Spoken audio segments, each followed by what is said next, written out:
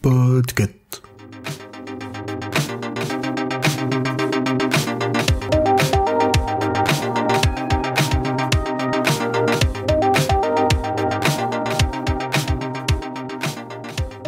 Salut mes petits explorateurs de l'espace, ici Corée et j'aimerais vous poser une question. Vous trouvez que Star Trek est une série beaucoup trop ambitieuse et trop sérieuse pour vous, mais l'univers vous intrigue? J'ai la solution pour vous. The Orville. Elle est courte, 3 saisons pour le moment de 12 épisodes chacun et elle est dispo en France sur Disney+ depuis septembre 2021. Elle a été créée par Seth MacFarlane, qui est aussi l'acteur principal et vous le connaissez peut-être car c'est aussi le créateur de Family Guy. Nous sommes dans le futur, vers le 25e siècle. Et effectivement, nous sommes à bord d'un vaisseau spatial d'exploration nommé l'USS Orville. Nous allons suivre ce vaisseau et son équipage pour une mission de 5 ans. Leur but, explorer la galaxie et au mépris du danger... Non, on est sur l'Union planétaire ici. Et l'équipage est composé de gens lambda comme vous et moi. Ce qui veut dire que la plupart sont des bras cassés, évidemment. Et qu'est-ce qui peut bien se passer, franchement? Et vous le verrez de suite.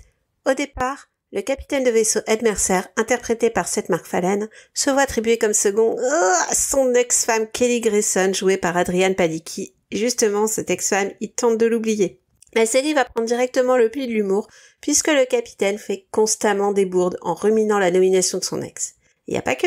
Le meilleur ami du capitaine, le lieutenant Gordon Malloy, est un amateur de bonnes blagues. Et il tente justement d'initier l'androïde Isaac, qui essaie de comprendre les émotions humaines. On commence par des dessins sur le visage sur le dit androïde, pour finir sur une scène mythique où Gordon se retrouve avec une jambe coupée. Ne vous inquiétez pas, dans ce monde, on peut faire repousser les jambes.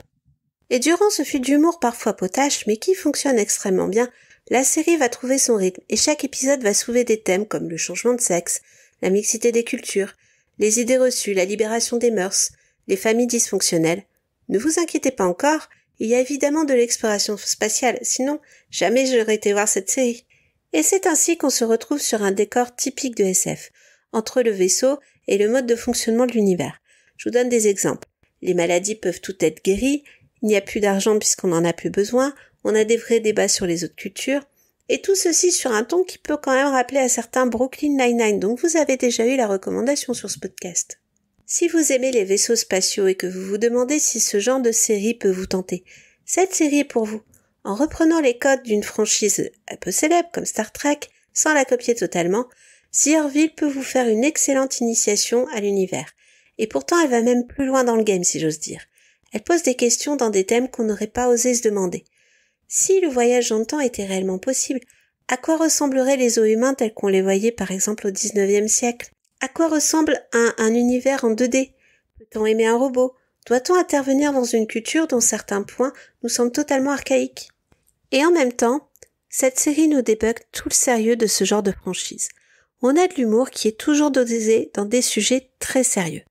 On va reprendre l'exemple de la jambe coupée. J'aime beaucoup cet épisode et de toute façon vous le verrez dans la bande-annonce.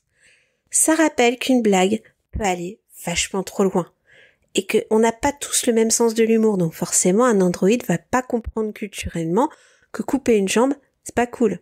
Et toute cette scène, qui plus est, c'est en pleine bataille spatiale, donc forcément, ça n'a rien à voir là. Et le capitaine essaie quand même de lui garder du sérieux. Mais le capitaine fait aussi des bêtises. Et puis, il déconne complètement. Et c'est même lui qui va vous dire que on n'est pas dans du sérieux ici. Je vais vous donner encore un autre exemple. Lorsqu'il y a le discours d'encouragement du capitaine, il doit ajouter quelque chose à la fin, puis en général, c'est vers l'infini et l'au-delà. Et qu'est-ce qui nous sort? Que la force soit avec vous. Moi, ça m'éclate. Tout ça pour vous dire que The Orville, c'est pas une série sérieuse. Mais c'est juste le miroir de notre société. Elle vous trouvera, vous, au travers d'un épisode. Vous saurez pas lequel, vous saurez pas quand, mais vous le trouverez. Et que vous ayez passé une bonne journée ou une mauvaise journée, elle vous accueillera dans son équipage et vous vous surprendrez à vous demander vers quel prochain sujet ça va vous amener. C'est aussi une des séries qui, à mon sens, rend de nouveau la vraie place d'une série. On cherche pas un effet waouh, on cherche pas un truc, on raconte juste l'histoire d'un équipage. Et il y a des jours où il se passe quasiment rien, il y a des jours où il se passe des choses incroyables. Et en plus, la série, elle se moque pas de vous. Les costumes sont bien coupés, ils sont flashy, comme on voit dans certaines franchises. Les extraterrestres, par contre, ne sont pas faits en carton-pâte. On voit des beaux effets spéciaux. Par contre, en humour, ou que ce soit dans les sujets qu'elle va aborder qui peuvent parfois être hyper sérieux, vous trouverez du plaisir à en discuter en famille ou entre amis, pour confronter votre point de vue et rire en même temps en imaginant la prochaine bourde de l'équipage. L'USS Orville, un vaisseau d'exploration, nous vous en offrons le commandement. Un équipage exceptionnel.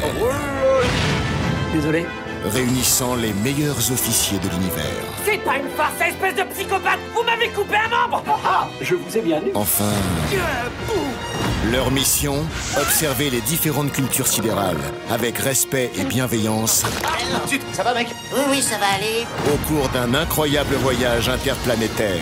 Qu'est-ce que c'est que ça? Je n'hésiterai pas à détruire votre vaisseau humain.